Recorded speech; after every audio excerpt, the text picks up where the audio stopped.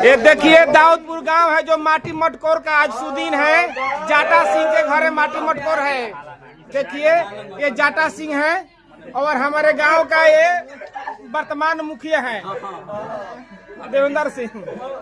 जो देखिए ये बांस का जो मटकोरा का जो नियम होता है, जो लोग 7 भावर घुमाते हैं, ये बांस घूम रहा है। ये देख सकते हैं पूरा। हमारे गांव का नवयुवक छोटू सिंह जो नवयुवक का मेंबर है, जो यहाँ पर उपलब्ध है। और जाटा सिंह जो इनको 4-5 जिला के लोग जानते पहचानते हैं।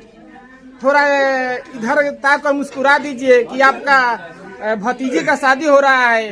शुभकामनाएं हैं सभी। हम इस वीडियो के माध्यम से जो भी लोग देखते हैं तो धन्यवाद और शुभकामनाएं दीजिएगा। देखिए छोटू सिंह है हमारे गांव नवयुवक का जो कमेटी अध्यक्ष है। ये भिखारी अरे अभय कुमार तक इधर।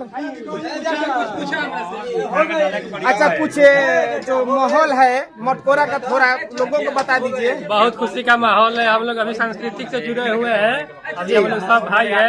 ये सब हमारे लोग का एकता का ये सब है जी।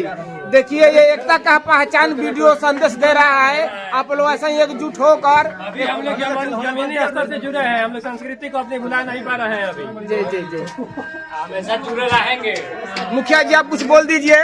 हम क्या बोले, हमारा अभी